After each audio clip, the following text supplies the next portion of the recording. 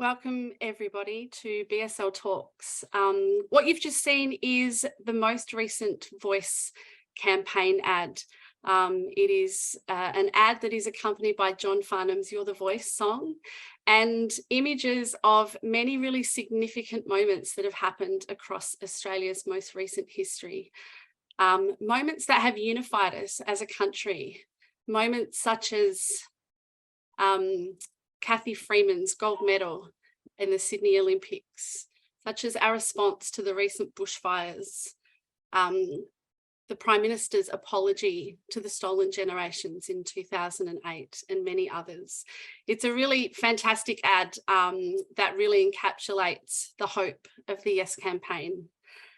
My name is Tracy O'Neill. I am the Acting Director of Shared Services at the Brotherhood of St Laurence and a member of the reconciliation team here. Before we begin, I would like to acknowledge the traditional custodians of all the lands on which we meet today, the many, many lands. I'm joining you from Wurundjeri country here in Naarm. And I would like to acknowledge the ongoing care, love, and stories that are shared by the many, many Aboriginal and Torres Strait Islander cultures, and really acknowledge the generations of effort that have gone into the Yes campaign as it stands today. I acknowledge any Aboriginal and Torres Strait Islander people with us today, and thank you all for being here. Before I introduce our panel today, I would like to welcome Auslan interpreters Ali and Sarah. We do have the Q&A open, so if you have any questions that come up throughout the panel today, please pop them in the Q&A box, and we will certainly attempt to get to as many of those as we can towards the end of the session. The campaign for the Voice is well and truly in full swing, with about 4 weeks to go until the vote.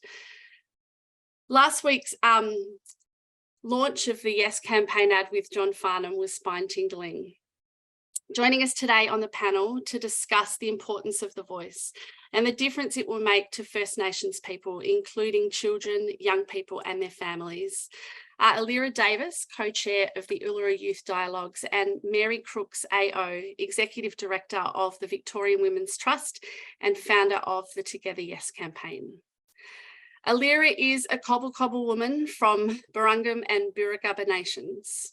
Alira has worked closely with Bridget Kammer in leading and co-convening the Uluru Youth Dialogues, organising and co-chairing the Uluru Youth Summit, and providing First Nations young people with the skills and knowledge to make substantive change to the lives of their people and a better future for all.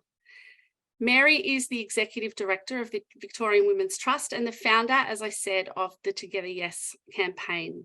She has designed and led groundbreaking community engagement initiatives such as the Purple Sage Project and Our Watermark Australia. The Brotherhood of St Laurence is proudly supporting the Yes campaign and have been doing so since late last year. We were delighted when Alira and Bridget were able to join us at our annual Sambell oration, along with Auntie Pat Anderson and Professor Megan Davis, to outline how the Uluru Statement was developed and ultimately led to the proposal before us today for constitutional recognition and a voice to Parliament. We also ran a webinar a few months ago with Thomas Mayo and other guests talking specifically about how we can better engage multicultural communities across Australia in this debate and conversation. And it's been really pleasing to see how much material is now available in different languages, including Auslan and Aboriginal Auslan. So we might get to it. Welcome. Mary, feel free to turn on your camera. And you're both welcome to take yourself off mute, and I would love to start the conversation. Alira, if I can start with you, from your perspective, based on the many conversations that you've had, not only with young people, but right across the country in your work with the Uluru Youth Dialogue, how will the voice to Parliament enshrined in a constitution benefit First Nations individuals and families in terms of things such as healthcare, education and economic opportunities? Yeah, thank you, and thank you for having me on in this discussion. I'm based and would like to acknowledge the traditional owners of the country that I am meeting on today, and it's I'm on Yugambeh country here in Logan, Queensland. And yeah, I pay my respects to elders past and present and any other Aboriginal or Torres Strait Islander people on this call. So yeah, it's been I think it's been a whirlwind journey, especially for the voice to Parliament and you know, where it came from. But I think going back into just a little bit to give people context on, you know, what we're trying to achieve, that the voice and the concept of the voice isn't new. We've been doing it since colonization and since, you know, William Cooper asked for a voice. And the decades long of work of constitutional recognition is important to recognize because, yeah, people say that we're just pulling this up out of the blue or whatever they think is appropriate, but we have tried to enshrine or recognize our First Peoples of this land. So our job as the Uluru Dialogues is to inform and educate Australians on what the voice is, where it's come from, its process, and what it will do for our communities.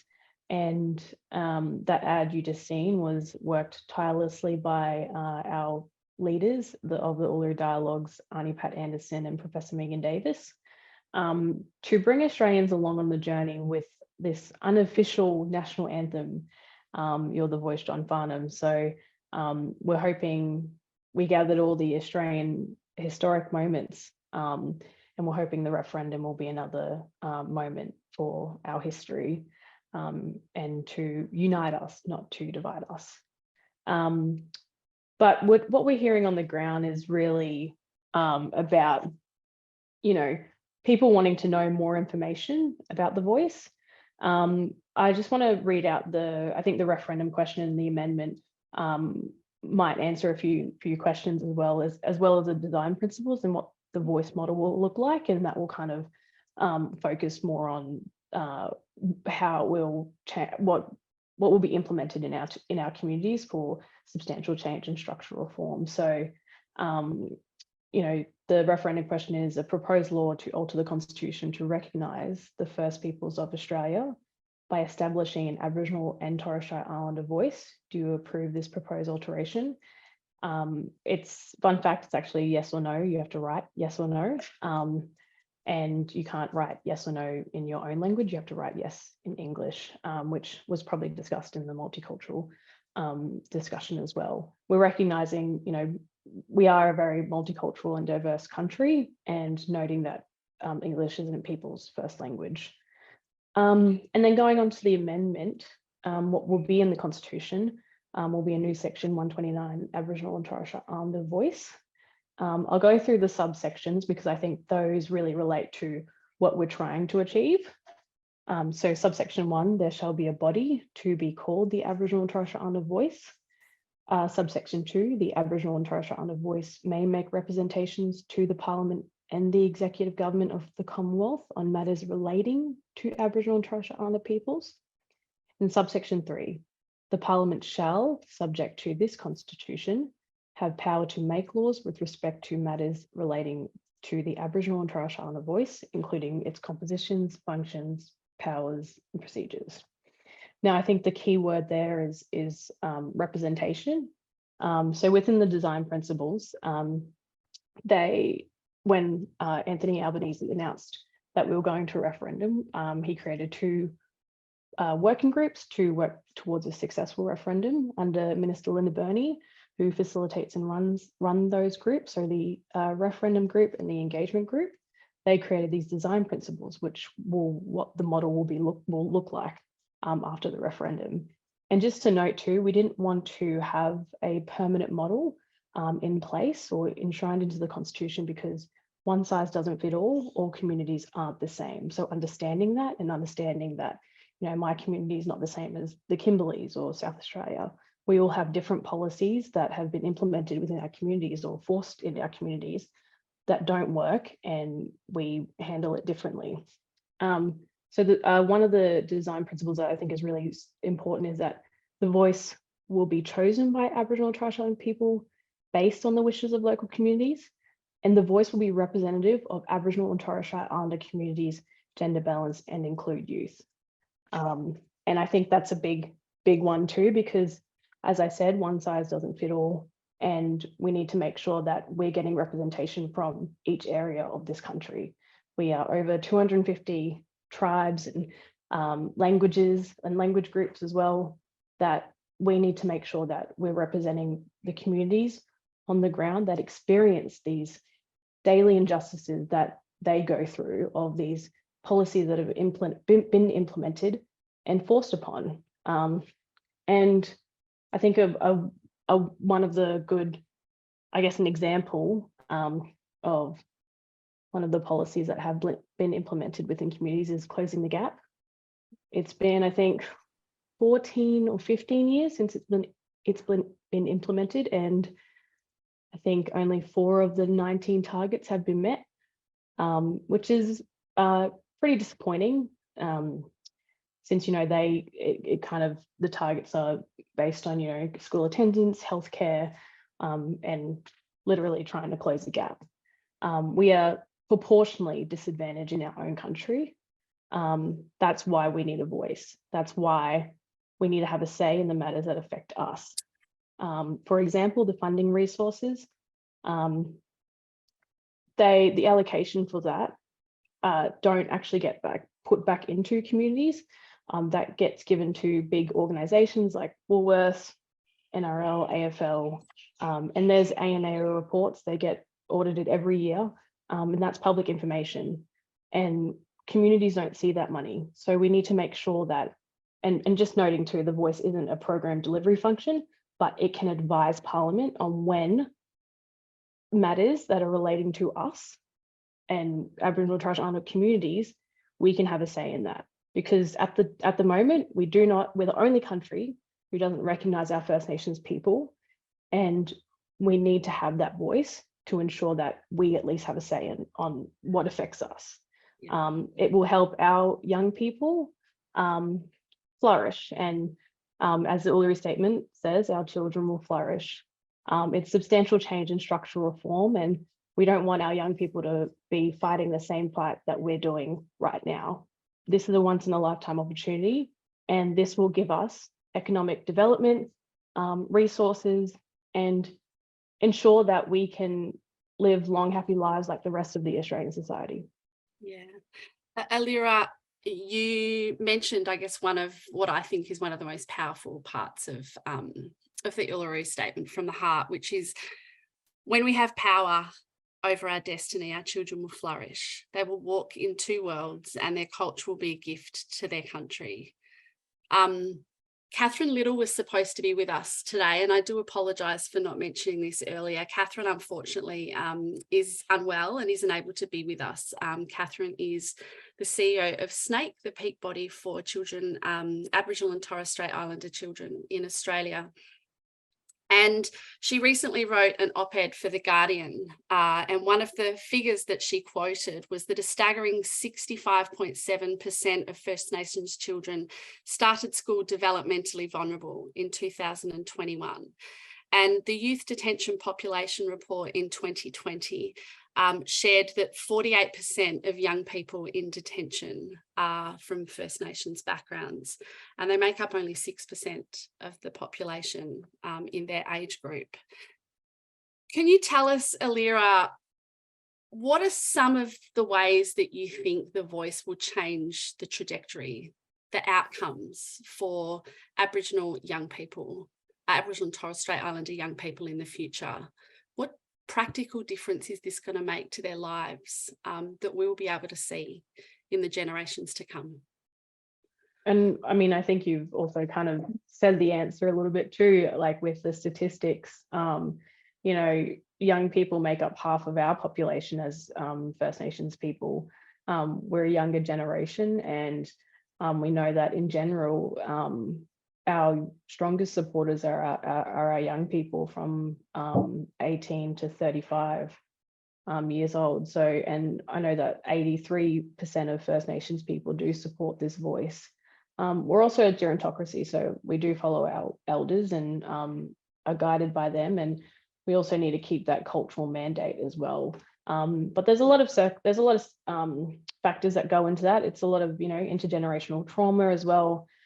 People see on the media the high youth crime, and but they don't see the high youth and high statistics in youth suicide or youth incarceration rates, or children being taken out in and out of home care. We are 10 times more likely to be taken in and out of home care than the normal young Australian. And that's sad to say, because we are proportionally disadvantaged. And if the voice is enshrined into the Constitution, it's permanent, protected, and legitimate. So Parliament, government, politicians, they must listen to us. If we stick by the mandate of the Constitution, then they will have to and must. We will advise them on things that don't work in our communities, and ensuring that we are able to implement the correct and the appropriate ways to ensure that we're preventing youth suicide. Suicide rates are horrible and out of the roof. And we want our children to live long, happy lives too. I don't want my little brothers and sisters going through the same thing. So the voice will actually be substantial change and structural reform within our communities. We'll be able to ensure that we can say, okay, this isn't working. What can we do to improve it? We have a lot of Aboriginal and Torres Strait Islander community controlled organizations that do work, and health services that do work.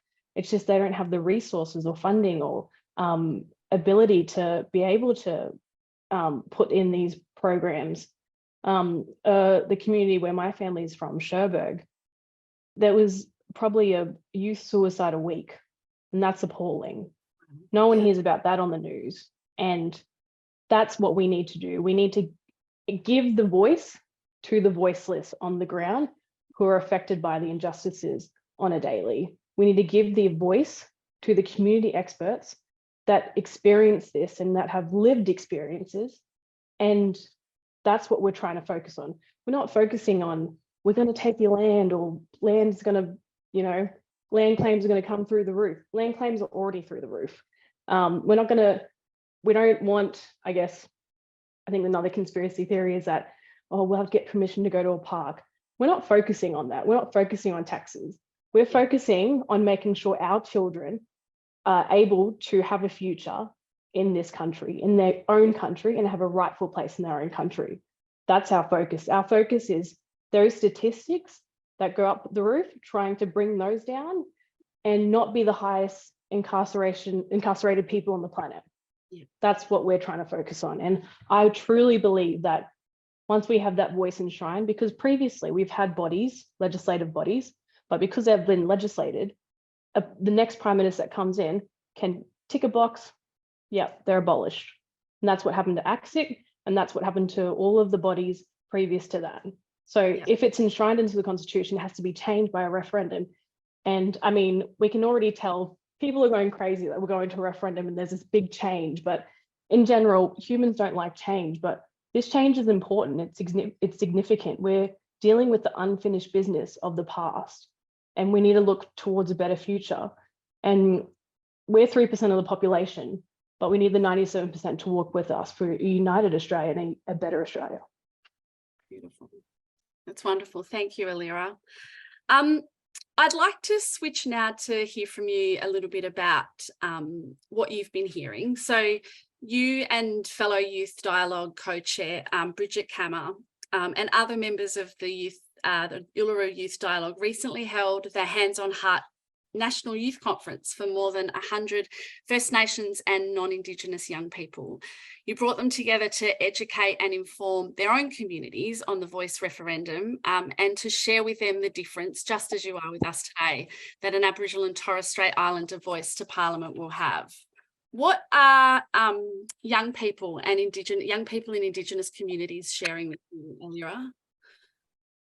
I think there's a lot of different opinions, especially within First Nations communities. A lot of opinions saying, you know, I wasn't invited to the meetings, or people were banned, which was not true. And I'm talking about the regional dialogue process, which led to the Uluru Statement from the Heart being issued. But it's just a lot of kind of making sure we can combat that misinformation that's out there, because there's a lot out in our communities too. And just explaining what the voice will do, especially. You know, 250 delegates signed that Uluru Statement from the Heart and issued it, and it was a gift to the Australian people. It wasn't a gift to politicians or Parliament or government. It was a gift to you guys to walk with us. And emphasizing that message to young people is so important, because we want to be in control. We want to be in control of our own destinies. And I think we're hearing a lot, as I said before, just the appetite for information is really key. I should acknowledge too that we aren't a part of the Yes campaign. We are obviously voting yes, but Uluru Dialogues is run by Arnie Pat Anderson and Professor Megan Davis. So we are the campaign which go out into communities and do the community engagement sessions, try and get out there and talk to Australians about this. We want Australians to have a purpose in this, and especially young people too. I think young people are very progressive nowadays, and we've led a lot of the, you know, marriage equality movement, also the climate change, climate action groups, you know, and when we held that Hands on Heart National Youth Voice Conference in Sydney, I think a few weeks ago, it was just, we were in awe of all the amazing people who were just privileged to be there and grateful to be there, and be a part of this journey. You can really tell that, you know, when you have those genuine conversations with people, they really just want to come on the journey and really understand more and just keep pushing the information out. So I think there's a lot of appetite out there, but I think my one big thing too as well is that not always believing what you read on social media. And I do tell our youth that. A lot of the No campaign, and I didn't want to bring this up, but it's been a lot within our team now. I think I think the last couple of days, it's just been flooded with just blatant lies of what the voice is, and what it will do. And it's not true. We just want a voice in a rightful place in our country. And that's all we can emphasize to youth. And we just want people to make an informed and conscious decision. Annie Pat always says this. We want you to make an informed and conscious decision, so that when you get into that ballot box, it's only you and your consciousness. You're going in there, and it's your right to vote, and you just have to acknowledge what you've learned, recognize what you've learned, and put it on a paper and write yes or no, and that's it.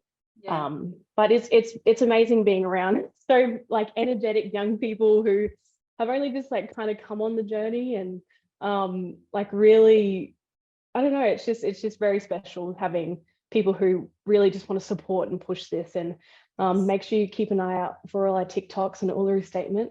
At Uluru Statement, we have so much content that we're creating out there, and positive content too, because a lot of it's just negative on social media, and we're just trying to make it, you know, I think one of our youth said the Constitution is a vibe. So we're just trying to get on the back of that and just keep pushing it, and just keep that youthful perspective in, because it's our futures on the line, and we want to change in our lifetime. And I can't emphasize that enough. Yeah, Alira, thank you. Mary, welcome. Hello. Hi, Tracy. Really quickly, just following on from what Alira was saying, I guess leading the Together Yes campaign, you would know exactly what Alira's talking about around, you know, some of the things that are being shared by the No campaign. What are you sharing with people about how to find real information, factual information that is going to help guide people to make the best decision for them on polling day? Yeah, Tracy, thank you. And could I, you know, endorse all the comments that Alira has made, and in particular, I just want to reinforce the integrity of the process that led to the Uluru Statement. I think people who know me and who know my work over many decades, I've had deep involvement in public policy, public process, national consultations, designed and so on. So I reckon I know a good public process when I see it. And when I got my head around the process that Pat Anderson and Megan Davis and others designed and made work around the regional dialogues and the integrity they established, the cultural integrity they established, and checks against groupthink and so on, I have to say that it's one of the most impressive national public processes I've seen in my life. And so it actually grieves me to see no campaigners call that process into question. But one has to get on with the show. I think, Mary, just really quickly to jump in, we had Arnie Pat and Megan Davis speak with Alira and Bridget last year at our Sambilaration, and you can find the recording of that on the BSL website. And they went through that process. And I think listening to and understanding that process helped to shift a lot of people's perspective and understand the integrity. So I really appreciate you bringing that up, Mary. Thank you. Yeah, well, I think it's important when people are determining over the next few weeks, you know, noticing and taking account of, you know, just do not give any credence to campaigners who argue that the process leading to Uluru and the Uluru Statement itself lacks integrity, just as I do not give any credence to some of the no campaigners who have argued that many people walked out of Uluru. No, they didn't. My understanding is that 7 people walked out, leaving all the rest to do the hard yards that they had been doing. But look, let me just say, yes, we, with the blessing of the Indigenous leadership late last year, that we offered our services to the campaign through our kitchen table conversation process that we had been applying for over 20 years. So we've run together, yes. You know, the media makes out as though the campaign is now underway. Well, by the time of the referendum on the 14th of October, we will have been working on Together Yes for 11 months. So all we're in now is actually the sort of month that is normally a political campaign around an election. And the kind of work that Megan and Pat and Sally Scales, Alira, these wonderful Indigenous leaders, young and old, and the Yes 23 campaign has been doing over the last 8 to 10 months has been extraordinary. We have engaged through our Together Yes process thousands and thousands of Australians all around the country in safe and respectful dialogue, working with high quality materials that have transformed debates and discussions of people who might be hard yes voters, bringing people who are less certain into the process. And it's been working. And in an ironic kind of way, Tracy, we've lost control of the numbers, because what's happened is that so many people have held their conversation groups, realised that it's dead easy because of the nature of the materials as well. And so they've just gone and kept going, running more sessions. And now we've even got groups over the next couple of weeks who are having 100 people in a room in tables of 10. And they're distilling the session materials with our blessing and so on.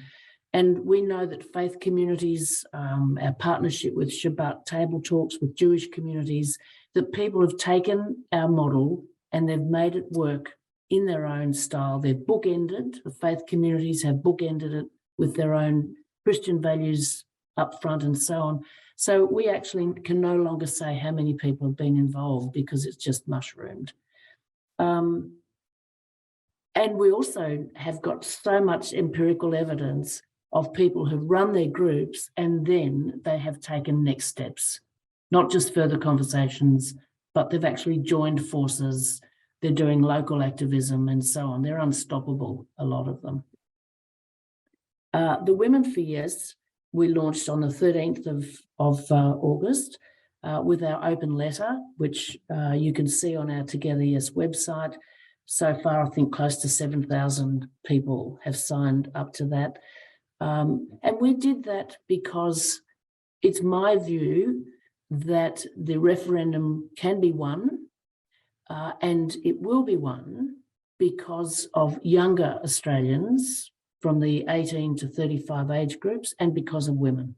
Yeah. It's no accident that the most hostile voting group are actually white men 55 and above, even though there's a lot of great white men in that age category who are burning for justice in this campaign. But the reality, and there's some kind of joining of the dots here with a white, entitled, masculine, patriarchal world. That's a debate for another time. But our Women for Yes, I'm proud to say that that open letter is now in 11 languages.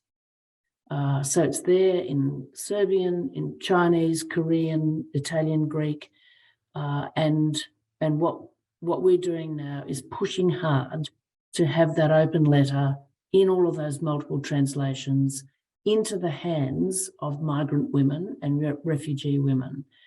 And with a bit of luck, in the next fortnight, we'll have raised enough money to put that open letter into every major ethnic newspaper around the country, especially in states like South Australia, but into Vietnamese, Italian, Greek, and Mandarin. So you asked about Together Yes and Women for Yes. That's the kind of emphasis we're giving it our all now as we head into the last month. Yeah, that's great. And I guess a lot of people are just hearing, strangely, from us. I mean, obviously BSL have been supporting this campaign, as you have for almost the last year, Mary, but many people are just starting to hear, and there are still a number of people right across Australia who are undecided. Are there any kind of any tips, any advice that you can give for people having conversations with people who might be undecided, particularly if I guess it's an opportunity for a brief exchange? Are there any particular things that might resonate with people, or particular pieces of information, particularly if they're not sat down in front of the fantastic Together Yes resources, which I've used and they are phenomenal? What are some of your tips?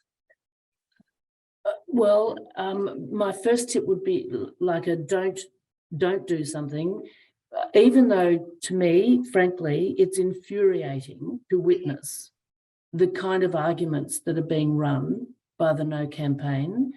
I would have more respect for it if people were trying to genuinely argue a case without misinforming people, without trying to deceive people, without exaggerating, without personally attacking people like Thomas Mayo and Marcia Langton.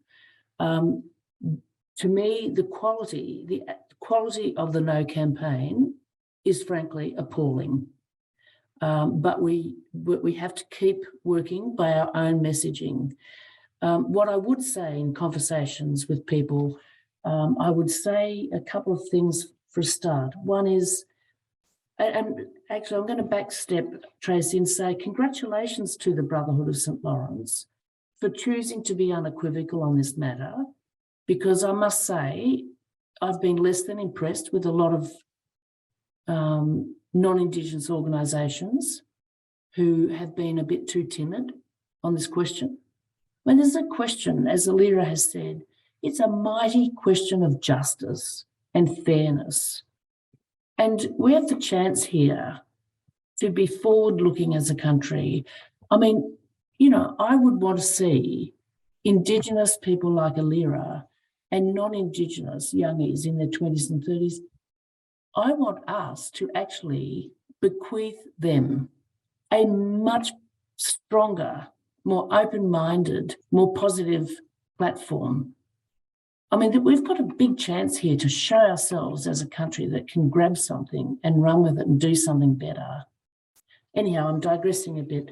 I would be saying to people that one of the strengths of our democracy in this country is compulsory voting.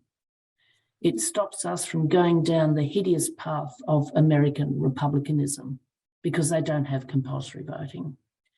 So I'd be saying compulsory voting is really important, but with it comes a responsibility.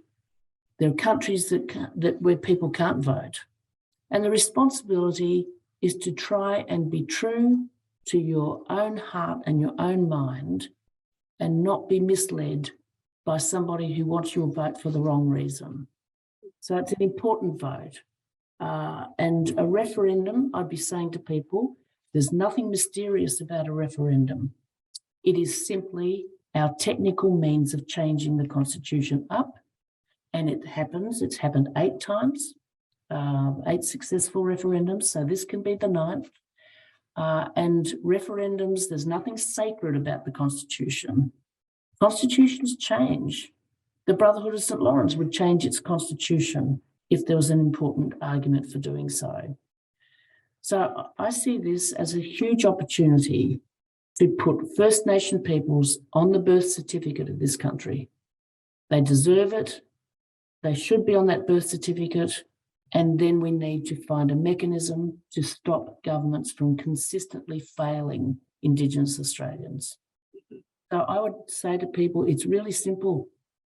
Do we want to actually change the trajectory and have better policies and programs to support First Nation peoples? If so, we've got to find a mechanism in the Constitution and for our Parliament to start listening properly and not having fly in, fly out so-called experts and bureaucrats producing policy and program responses that are inappropriate. Yeah. So and in terms of conversation, there's no point over the next month in getting into heated conversation with people. Yeah. I think one of the most important things people can do is to say conversations are crucial, but not to be thinking you've got to get into an escalating conversation or an argument. One of the simplest things you can do is say, well, you know what? I've had a good look and a good think about this, and I've decided I'm voting yes because, and make a statement. Yep. Yeah. And then if you wanted to, you could say to people, and you know what? One of the best things I've read is X, and you can find it here. It's great. And leave it at that. Some great advice. Thank you, Mary. For many young people and newly arrived families to Australia, this will be the first time that they've participated in a referendum or an election. Many people will be voting for the first time in this upcoming referendum. How would you suggest a really open and honest communication with either of those demographics? Alira, if you want to talk to young people, and Mary, if you wanted to talk to maybe newly arrived families, particularly those who don't necessarily understand the history of Australia and how we've treated and developed policies that have impacted on Aboriginal and Torres Strait Islander people. I think you've touched on some of it, Mary, but are there any other kind of tips or thoughts that you have around really encouraging people to get involved in this process if this is something very new to them?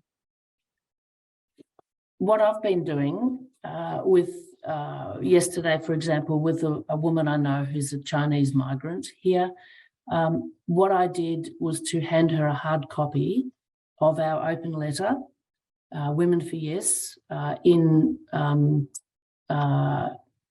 she's Mandarin speaking. So I gave her printed off several hard copies of our plain Chinese translation, which is nicely designed as well.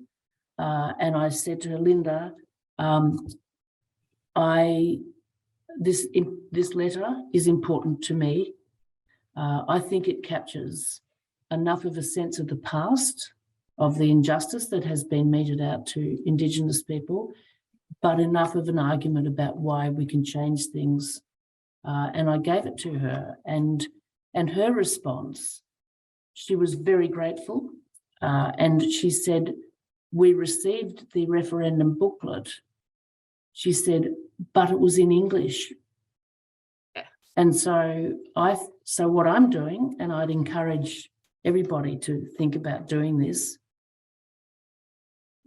download those open letters in different languages and think about all the people you know where English is not their chosen language or their practiced language, and give it to them. Yeah, absolutely. And the other place people can find information in many languages is Life Without Barriers. So please make sure you look up that as well. Alira, any thoughts from you on how we can encourage young people to make sure they get involved in this process if it's their first time voting? I think, enroll to vote. Make sure you've enrolled to vote and updated your details. Yeah. I probably shouldn't say this, but I had to update my details like yesterday. So I was like, oh my God, It's a thank good God I did reminder. it. So that's one big thing. I think also too that from our studies and research, it showed that, well, our strongest supporters are that kind of demographic of 18 to 35-year-olds, but making sure they turn up to the ballot box on a Saturday as well, because, you know, obviously a lot of young people, some young people have casual jobs, so making sure that they're actually turning up on the day. So we kind of emphasize that to our youth dialogue delegates, who are the participants from the Hands on Heart conference. But also just knowing the civics of education of how our democracy works and how a referendum's supposed to work. I think a lot of people are learning some new things as well that we're not taught in school, or we were taught in school and we just didn't listen. But I think this just gives a bit of a jog of the memory of, you know, this is how a referendum works. This is what our constitution is.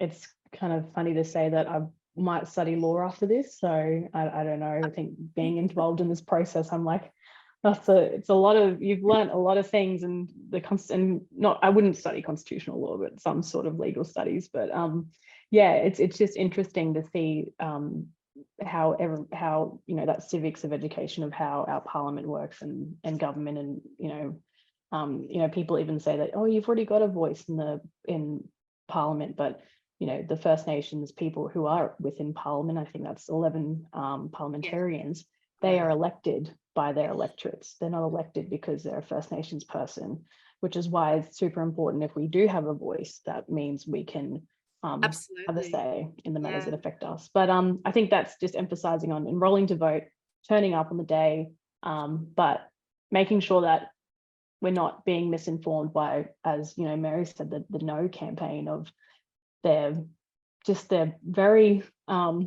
slogan, if you don't know, vote no. Our youth actually made up a little slogan, if in doubt, find out. I love that. So yeah, so if in doubt, find out. I mean, I don't think, I hope the majority of Australians don't follow if you don't know, vote no, because we're always taught to keep learning. And I mean, I was taught by my grandmother and my mum and aunties and uncles to keep learning. Learning is key, education is key. I was on a panel the other day with Kevin Williams, who is one of the uncles here from Waka Waka country, and he was mentioning that, you know, you just have to question everything, like question why are they saying this, or and it's okay for people to come up to us and ask us about the Uluru dialogues and the regional dialogues, because that's what we do. We want to inform people and educate people as much as possible. And yeah, we just need our all Australians to come along on the journey. This is a gift of hope and love. It isn't divisive, it's uniting us. Yeah, absolutely.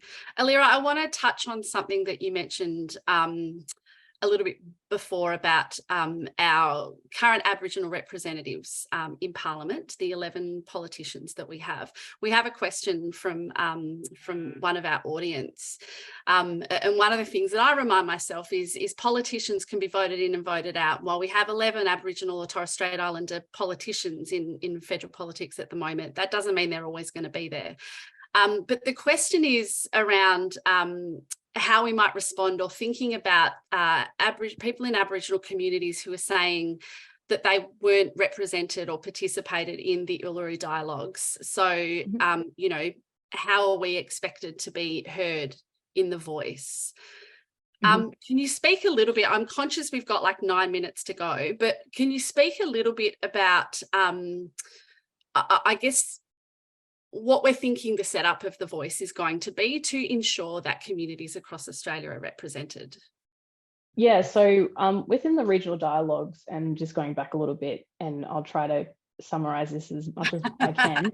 As Mary said, as Mary said, you know, the integrity of what the Uluru Dialogues are, and, you know, the regional dialogues were, to stick by that, and we've stuck by that cultural mandate. So the regional dialogues was invitation only, but no one was banned. Everyone, every land council in all the regions were involved. It was First Nations led and led by mob. So the invitation list was 60% of traditional owners, 20% of community controlled organizations, and 20% of key individuals. So no one was banned. This is an ongoing conversation with our mob as well. As I said before, 83% of First Nations people do support the voice. In every movement, there's going to be a resistance movement. We saw it with COVID, and we're continuing to see it throughout different movements as well. So not every blackfellow is going to agree on this. Not every non-Indigenous person agrees on one policy. Why should we have to all agree on one thing? But this is just about that continuous conversation and that continuous, I guess, what the implementation of the voice will look like. If you go onto our page or our website, ulurustatement.org, the design principles are there and are endorsed by the referendum group, which is run and facilitated by Minister Leonard Burney and some really key Indigenous leaders. But it's also not going to be, you know, the same people at the top. It's going to be a bottom-up approach. So making sure that that representation is key. And I know from our leadership, from Arnie Pat Anderson and Professor Megan Davis, they're sticking by the cultural mandate of what the Uluru Statement is and what the mob wanted out of those regional dialogues, and that's to have a voice and to make sure that their voice is represented, which is why that representation is so key. And explaining that to people, and then people, I think, get it too. I did see another question in the Q&A function that, you know, what turns people, it's the information that they get. It's information about the regional dialogues. It's information about the Uluru Statement from the Heart. It's the information about what we've been doing for the last 6 years. And as Mary said, they've been working 11 months or so. We've been doing this for ages, and we've been trying to inform Australians for this moment. So I think that's, I hope I kind of answered that question, but it's really, it's making sure you kind of get down to the nitty gritty of what where the voice came from. And I don't know, Mary, I don't know if you want to jump in, but yeah, I think that's from my point of view. Well, I think, you know, I've listened to a lot of what Thomas Mayo is saying, and he speaks a lot about the model of representation that the voice will take, that it will be representative of the regions. As you said, it won't be a top-down approach, it will be a bottom-up approach. Which I think is really important. And I guess the other thing to know is that given this is something to change the Constitution, it's a principle, it's not the detail, right? And we're going to learn what works and what doesn't. This is going to be something that continues to develop and evolve as we learn to finally listen to the voices of Aboriginal and Torres Strait Islander people. So I do have a question for you both. I've got a quick, final question, which is a very kind of quick one. But for this question, how will a voice to Parliament, Aboriginal and Torres Strait Islander voice to Parliament, benefit non-Indigenous people? Mary, do you have thoughts on that one? Yeah, and I thought what I might do, thanks Tracy for the heads up. So I just went back to an activity that we had in session 2 for Together Yes, because I thought it was really important that we try and provide a technique that enabled non-Indigenous Australians to think, how does this benefit a nation? How does it benefit all Australians, and not simply Indigenous Australians. So we wanted to tease that out. And so I'm just going to quickly sprint through what we think are the 10 obvious benefits to this country if the yes referendum comes home.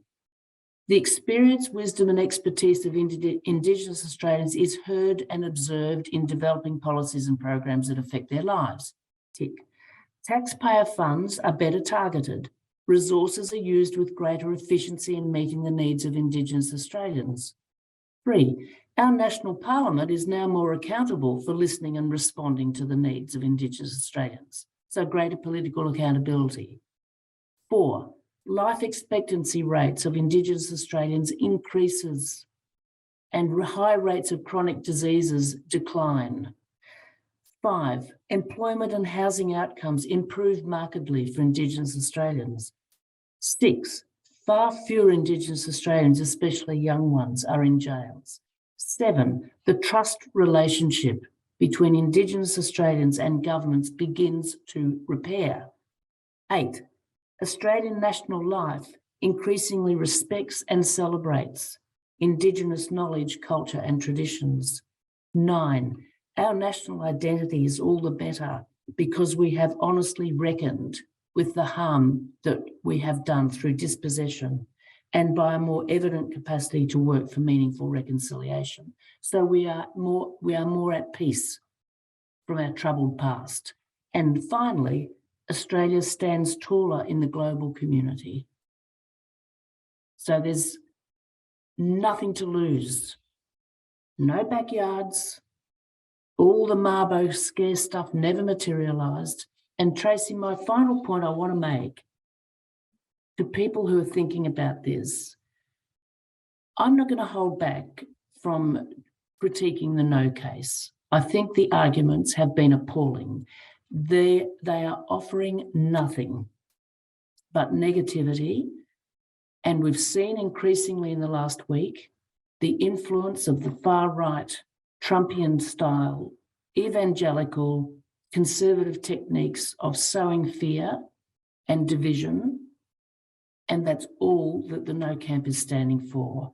There is no eminent jurist, there is no eminent politician, there is no eminent community leader talking calmly and constructively in opposition to the Yes campaign. So what does that say? Seriously. I can't add anything further. Alira, is there anything that you wanted to add? I think Mary said it perfectly, but yeah, definitely the no camp is just out to get us, but we're just here being positive and trying to push the movement and bring Australians along on the journey. Everyone, I think there was a question too about just politicizing the Uluru Statement and the Voice of Parliament. It's not meant for politicians or government or parliament. It's meant for the Australian people, and that we're standing by that. And I think also to note as well that our messaging has always been consistent. There's always been change with the no campaign, but not saying this is a no campaign kind of like discussion, but it's really good to recognize it because, that's where the most misinformation is coming from. So making sure that, we're acknowledging that, and then, we move on and go to the next community engagement and talk about this.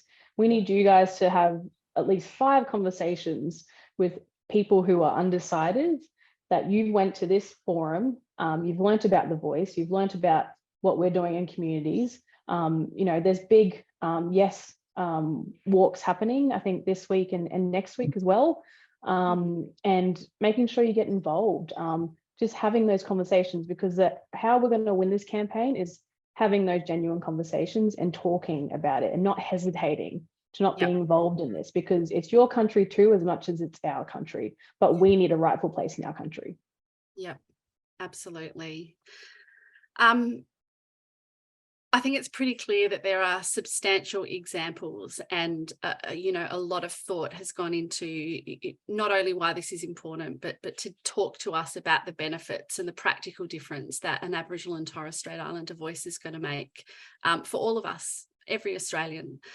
Our challenge now, as you've just said, Alira, is to get Australians to join us and to ensure that a majority of voting Australians say yes on referendum day.